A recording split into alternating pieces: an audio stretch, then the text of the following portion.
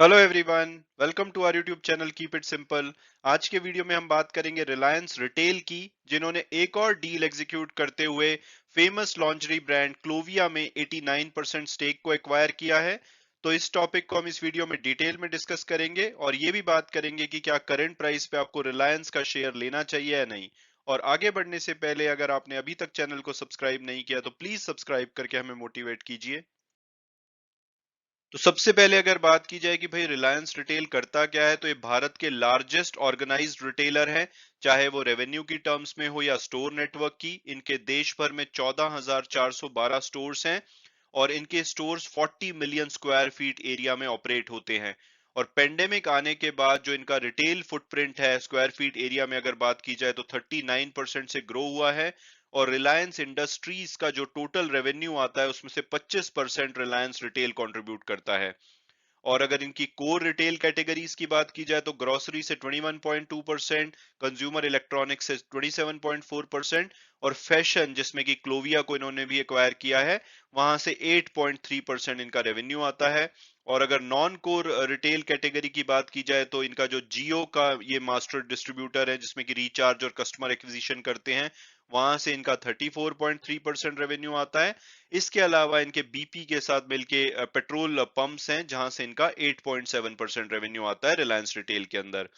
और आपने I am sure कि इनके ये सभी ब्रांड्स हैं, यहाँ से कभी ना कभी परचेज की होगी।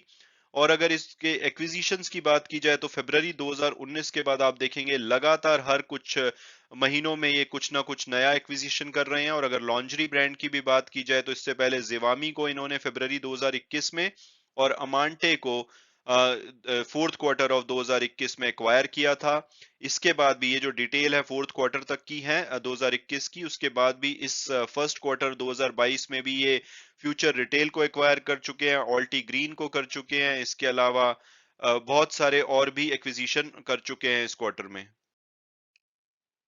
इसके अलावा अगर बात की जाए कि भाई क्लोविया क्या करता है, तो पर्पल पांडा फैशन प्राइवेट लिमिटेड है, जो कि लॉन्चरी को मैन्युफैक्चर और ऑनलाइन इसको बेचते हैं। और इनका जो फ्लैगशिप ब्रांड है वो है क्लोविया।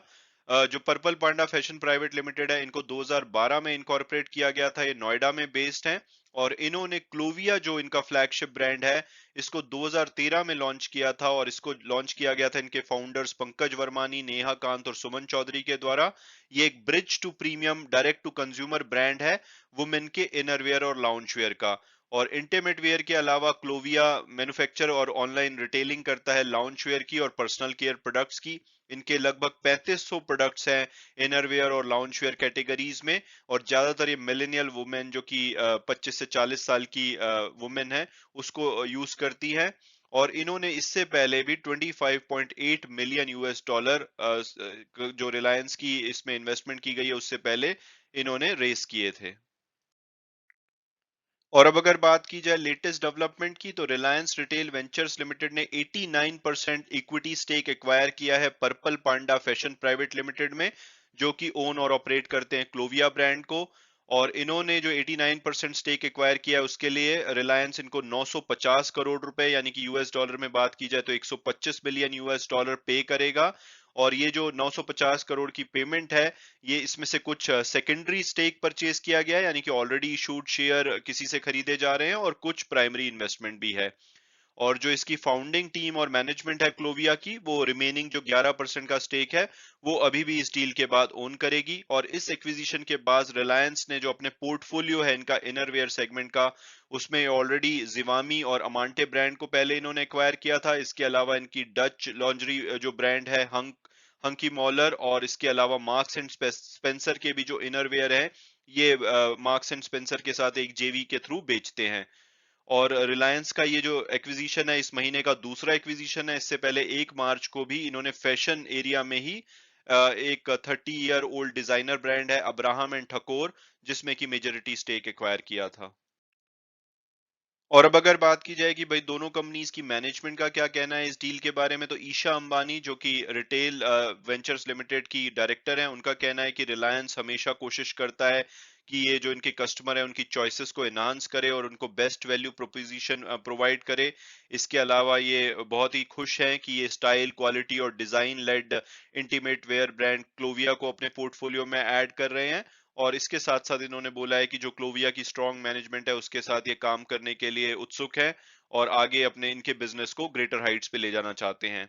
वहीं जो पंकज वर्मानी है जो कि फाउंडर और सीईओ हैं क्लोविया के, उन्होंने भी बोला है कि ईशा अंबानी की बात से वो अग्री करते हैं। इसके अलावा इन्होंने बोला है जो ब्रांड का विजन है वो ये है कि वर्ल्ड क्लास क्वालिटी डिजाइन और फैशन प्रोवाइड करना इंटीमेट वेयर कैटेगरी में। इसके अलावा इनको इनका मानना है कि जो रिलायंस का स्केल है और रिटेल एक्सपर्टीज है उससे इनको काफी फायदा होगा। और अब अगर बात की जाए कि क्या करंट प्राइस पे हमें रिलायंस का शेयर लेना चाहिए, तो सबसे पहले अगर पास्ट परफॉर्मेंस देखें तो 3 साल में इन्होंने 90% की अमेजिंग रिटर्न दी है, पिछले 1 साल में भी 21% के आसपास की रिटर्न है और शॉर्ट पीरियड में भी इन्होंने अपने इन्वेस्टर को अच्छी रिटर्न दी है। इसके अलावा अगर हम टिकर टेप के प्रोडक्टिव एनालिसिस को देखें तो वो इसका एवरेज प्राइस 2780 रुपए के आसपास बताते हैं, हायर साइड पे 3040 और लोअर साइड पे 1825 रुपए। जो थर्सडे की क्लोजिंग हुई थी वो 2482 पे हुई थी, तो उसके हिसाब से अभी अपने एवरेज टारगेट प्राइस से नीचे पे अवेलेबल है, तो प्राइसिंग डेफिनेटली अट्रैक्टिव लगती है। और अगर इसके फंडामेंटल और पीयर्स एनालिसिस को देखा जाए तो ये मार्केट कैपिटलाइजेशन के हिसाब से भारत की लार्जेस्ट कंपनी है। 16,78,000 करोड़ से भी ज्यादा का मार्केट कैपिटलाइजेशन है। पी और पीबी इनके अट्रैक्टिव है, हालांकि इनका कोई भी कोर कॉम्पिटिटर नहीं है, क्योंकि अगर इनका पेट्रोल जो ऑयल एंड केमिकल बिजनेस है उसमें ओएनजीसी, ऑयल इंडिया वगैरह के साथ ही कॉम्पीट करते हैं, लेकिन ये रिटेल, उसके अलावा टेलीकम्युनिकेशन और अब ग्रीन एनर्जी में भी हैं, तो इनका कोई भी प्योर कॉम्पिटिटर नहीं है। इसके अलावा भारत की इकलौती कंपनी है जिसका कि 50,000 करोड़ से ज्यादा का रेवेन्यू है 1 साल का, और अब नेट डेट फ्री भी कंपनी, यानी कि जितने भी कंपनी के ऊपर डेट है उतना इनके पास कैश और कैश इक्विवेलेंट है, तो डेट की भी कोई प्रॉब्लम इनके साथ नहीं है। तो अगर मेरी पर्सनल ओपिनियन पूछी जाए तो मेरा ये एक one of the favourite stock है, और उसके पीछे का कारण है कि आप अगर इनके मेन सेगमेंट्स को देखेंगे, ये दिसंबर 2021 वाले क्वार्टर के रिजल्ट है। ऑयल टू केमिकल से इनका 56% रेवेन्यू आता है, जहां पे ये पेट्रोकेमिकल में नंबर 1 प्लेयर है भारत के और रिफाइनरी में नंबर 2।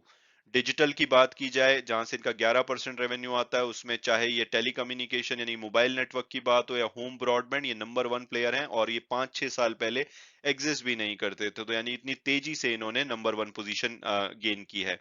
रिटेल में ये लार्जेस्ट ऑर्गेनाइज्ड रिटेलर हैं और आप इनके एक्विजिशन देख के आप देख सकते हैं कि किस तरह से अपने बिजनेस को एक्सपैंड कर रहे हैं।